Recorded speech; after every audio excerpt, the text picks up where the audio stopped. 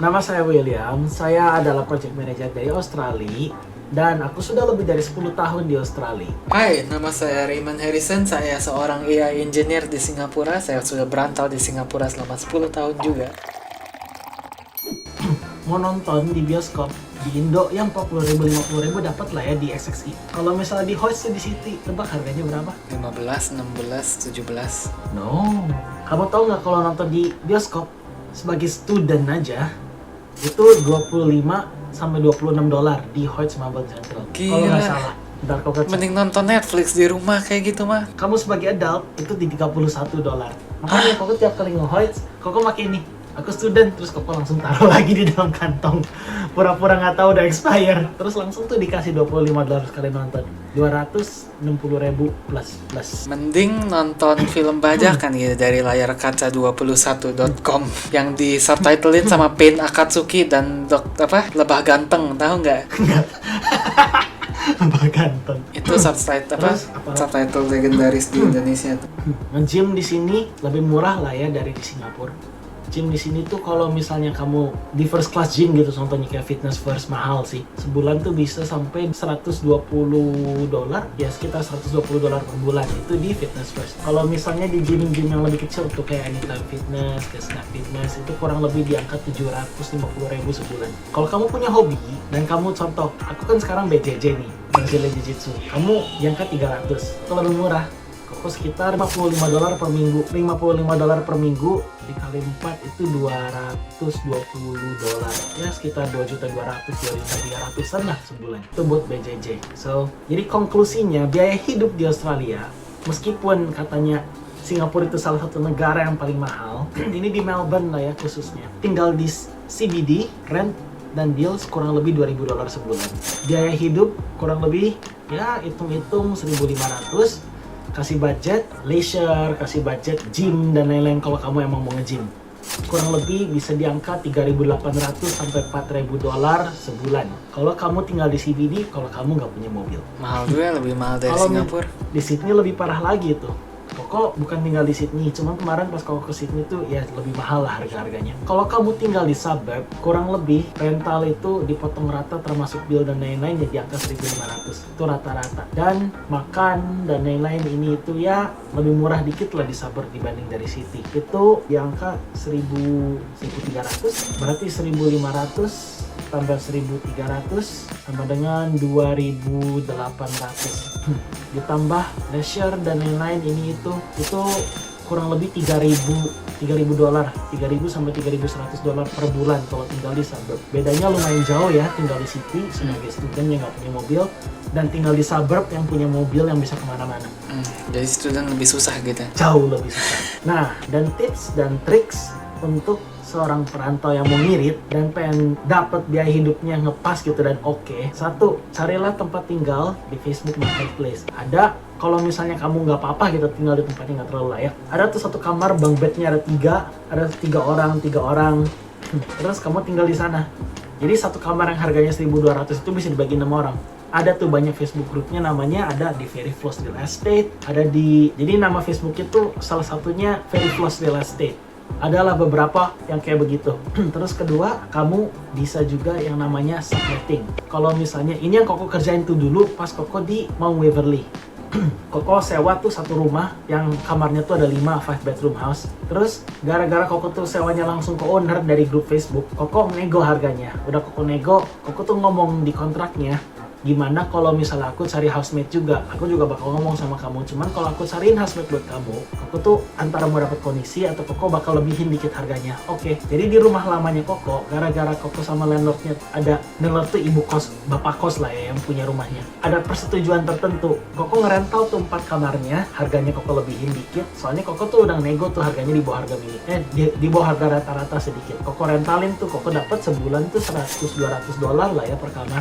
$200 di komisi dulu tuh. $100-200 per kepala di komisi. Jadi yang harganya awalnya di angka 1000-an, Koko dikurangin komisi 4 orang, kurang lebih Koko bayar tinggal $400-500 sebulan di tempat lamanya Koko. Soalnya Koko masukin 4 kepala di dalam satu rumah itu. Atau kamu beli ya, kamu diam-diam rental aja di Airbnb. Bukan Airbnb, Facebook Marketplace, di Facebook lagi. Tidak dianjurkan kalau ilegal ya. Kita tidak menganjurkan apapun yang ilegal. Itu tidak dianjurkan, cuman kalau kamu sudah punya persetujuan sama si bapak kosnya atau ibu kosnya, itu legal. Kenapa menurut Consumer Affair, subletting is legal? I mean, a landlord could not refuse a tenant to sublet unless there's a valid reason lah. Kayak takut ini, takut itu, atau kayak gimana. Kalau misalnya nggak terlalu valid reasonnya, sebenarnya lu nggak apa-apa nge-sublet. Cuman itu tidak dianjurkan lah ya, soalnya banyak landlord yang nggak mau. Koko kemarin ini hoki aja dapet landlord yang seperti itu. Udah subletting, biar harganya lebih murah. Sugesti nomor 2, masak. Kenapa? Harga daging di sini lumayan murah. Iya, waktu itu aku lihat ke Australia ya, main ke tempat Koko. Daging murah banget, apalagi daging kanguru kali ya. Ya gitulah, daging babi, daging ayam, daging sapi, daging kambing, murah. Susu, murah. Dan susunya enak. Jadi sugesti nomor 2, masak. Kalau lu nggak masak, dompet kamu bekerja keras banget. Masak itu sugesti nomor 2. Kalau nggak bisa masak, belajar masak. Kamu ke Australia nggak bisa masak, mati. Nggak apa-apa masak gosong-gosong juga ya. Meskipun gaji minimum di Australia itu $24 sejam, itu gaji minimum UMK. Wow, that's really big. Ya, yeah, it's really big. Cuman dengan gaji $24 sejam minimum, kalau kamu casual, rate-nya itu tuh di angka $28 sejam. Casual work. Gila, gede banget. Biaya hidup kamu sangat besar kalau kamu nggak masak. Kalau kamu nggak pinter-pinter lah cari tempat tinggal, mati. Dulu aku part-time $13 per jam. Makanya orang Australia juga banyak yang marah. Kenapa? Biaya hidup membludak dari 10 tahun yang lalu sampai sekarang. Tips nomor 3 untuk mengirit, tinggal dengan pacar. Cari pacar dulu tapi. Ya, cari pacar, tinggal sama pacar. Kalau misalnya kamu tinggal satu kamar duaan sama pacar, dibagi 2 rental kamu sama dia. Kalau dia mau bagi 2 itu juga, itu bakal save your money. Dompet kamu nggak harus kerja begitu kerasnya. Tips menghemat nomor 4, Australia itu kalau misalnya udah posisinya lumayan tinggi lah, gajinya juga lumayan besar. Dan banyaklah barang-barang rumah yang kayak gimana, mereka udah nggak perlu, mereka rongsokin tuh di luar. Dulu Koko sebagai student, gara-gara duit jajan nggak cukup, duit makan susah, kerja cuman di atas 20 jam per minggu, sekarang 24 ya student visa. Dulu 20. Koko tuh ngambilin barang-barang bekas yang gratis-gratis tuh, microwave, kulkas, dan lain-lain di Facebook Marketplace. Koko tampungin tuh di garasi, di storage cage Koko lah pasti student accommodation. Udah Koko tampungin tuh di student accommodation, Koko jualin lagi di Facebook Marketplace lagi. Harga $20, $30. Ya ngambil barang gratis dari jalanan, jualin lagi di Facebook Marketplace. Ya itu jualan tanpa modal. Itu juga bisa dilakukan. Opportunity bisnis di sini lumayan banyak sih.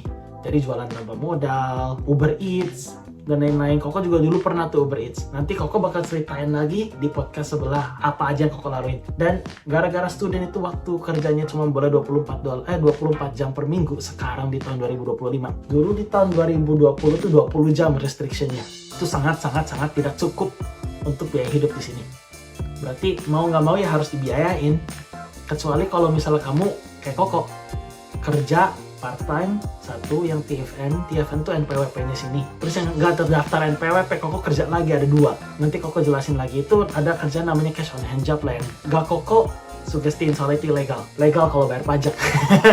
Intinya akan dijelasin lagi di video selanjutnya tentang pendapatan di Australia sebagai pelajar dan sebagai biasa. Jadi kesimpulannya, kalau kamu tinggal di Sydney, kurang lebih pengeluaran kamu tuh $2.000 buat rent dan bills, dan kurang lebih $2.000 lagi buat makan, entertainment, asuransi, ini itulah pernak-perniknya. Itu kurang lebih $4.000. Terus kalau misalnya kamu tinggal di suburb dengan mobil, itu kurang lebih di angka rental tuh di 1.500 termasuk bills dan lain-lain, biaya makan, leisure dan lain-lain, termasuk asuransi, di angka 1.500 budgetnya. Berarti total di angka $3.000 sampai $3.300 per bulan. Itu biaya hidup di Australia. Mahal juga ya. dibanding Singapura. Sangat mahal. Cuma penghasilan di Australia itu gaji minimumnya $24 per jam, kalau casual itu $28 per jam. Dan orang-orang itu kadang-kadang minta digaji lebih gara-gara biaya hidup yang sangat besar. Jadi on average, kalau misalnya orang kerja sebagai WHV dan lain-lain, kayak bukan di kebun anggur lah ya. Kalau misalnya mereka kerja sebagai di pabrik daging kayak gimana. Dulu tuh Koko pernah dikerja di pabrik daging. Itu on average itu bisa sekitar $4.000 sampai $5.000 sebulan. Wow. Itu full time. Kalau student nggak mungkin segitu. Wow, that's a lot. So, itu bakal dijelasin lagi di episode berikutnya. Oke, itu sekian dari kita. Itulah beberapa kesimpulan biaya hidup di Australia, bedanya di city dan di suburb. Jadi kalau kamu bisa pintar-pintar memanage finance dan kamu pintar-pintar kayak tahulah ngeluarinnya di mana aja dan lain-lain, itu kamu bisa save up. Soalnya gaji di sini juga lumayan besar. Dan akan aku jelasin lagi di episode berikutnya. Kalau kalian punya pengalaman-pengalaman tentang pengeluaran di Australia yang mungkin kok saya lupa sebutkan, silahkan di komen, kita bisa bahas di komen di bawah ya, kita open aja ya. Di sini kita cuma mau ngobrol sambil minum kopi. Kami Ngopi Merantau, kita mau membawa perspektif luar negeri kepada Indonesia. Sekian, dan yang subscribe, amin cepat kaya. Terima kasih. Cepat kaya. Thank you.